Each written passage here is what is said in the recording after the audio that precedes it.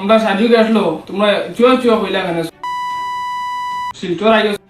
দোকান দিব রত গেছে তাই আমি গইব করিয়া। করিমগঞ্জ লোকসভা কেন্দ্রের জনগণ নিয়ে গালিগালাজ করে অশ্লীল মন্তব্যকারী যুবকের স্পষ্টীকরণ। সোনায় দুই কংগ্রেস কর্মীর প্রলোভনে ওই যুবক AIUDF ও সোনাই বিধায়কের ভাবমূর্তি নষ্ট করতে এই ভিডিও তৈরি করে। আমার হাত ডেকার দিছে আর এই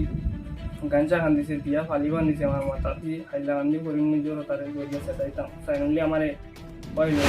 বিতর্কিত এই ভিডিও ভাইরাল হওয়ার পরই রাজ্য পুলিশের দৃষ্টি আকর্ষণ করে বিহিত ব্যবস্থা নেওয়ার জন্য দাবি জানিয়েছিলেন বিধায়ক করিমউদ্দিন বড়ভূয়া। পরে পুলিশ ওই যুবককে খুঁজে না পেয়ে তার বাবাকে আটক করে সোনাই পুলিশ। পরে ওই যুবক পুলিশের কাছে আত্মসমর্পণ করে তার মন্তব্য জানায় তাকে টাকার প্রলোভন দেখিয়ে নাটক করার নামে এই ভিডিওগুলো করা হয় যাতে করিমগঞ্জের লোকসভা কেন্দ্রে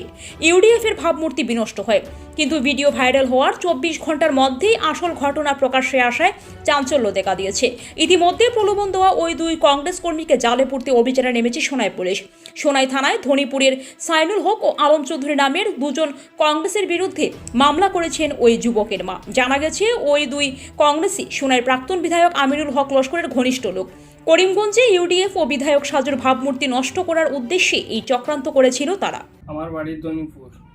10 নম্বর ওয়ার্ডে কালকে একটা ভিডিও বাইরে লইছিল একটা পরিশোধ দিতাম সাইয়ার কালকে 12টার সময় দুপুরবেলা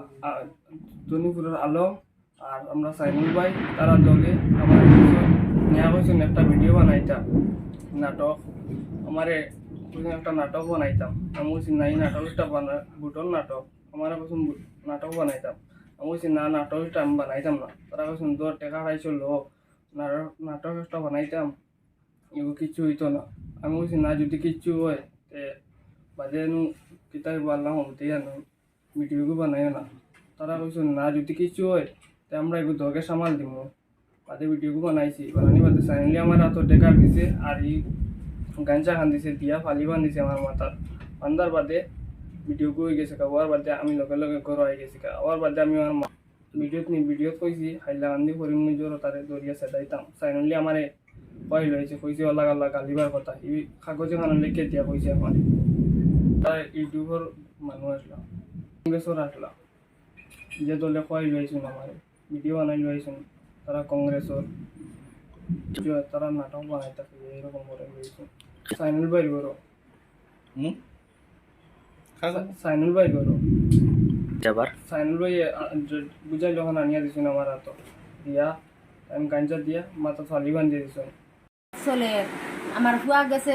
অবাদি খানো আমি কইলাম না খানো গেছে রে বলে না আমি সাইনুলর ঘরে গেছিলাম বলে কিতার লাগি বলে তারা বুটন নাটক বানাইতা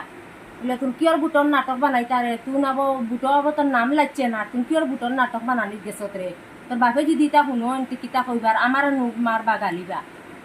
ও কয় যে না দো তারা মাইন্ত্রা না জুড়ে তারা বুটন নাটক বানানি গেছিলাম তো আইসি তারা আমার কইস 250 টাকা নগদ দিছে না 250 টাকা তারা বাদে দিতা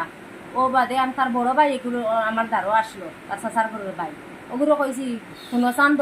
তোমার ভাই যে আমার অখনিটা কইলো এগুলো আমি কিতা করতাম আমার বিচার লাগে বলে না দো আচ্ছা এটা কিচ্ছু হইতো না আমরা আসি না বাবা ও আমি আইনের আশ্রয় গেছি তারা কংগ্রেসের দলের সাইনুল আর আলম এখন আমি বিচার চাই আর আমি আর জানি না আমি বিচার চাই তার গড় খেয়ে আসলে এখান আমি জানি না বা দেখছিও না এখন আমি বিচার চাই আইনের কাছে।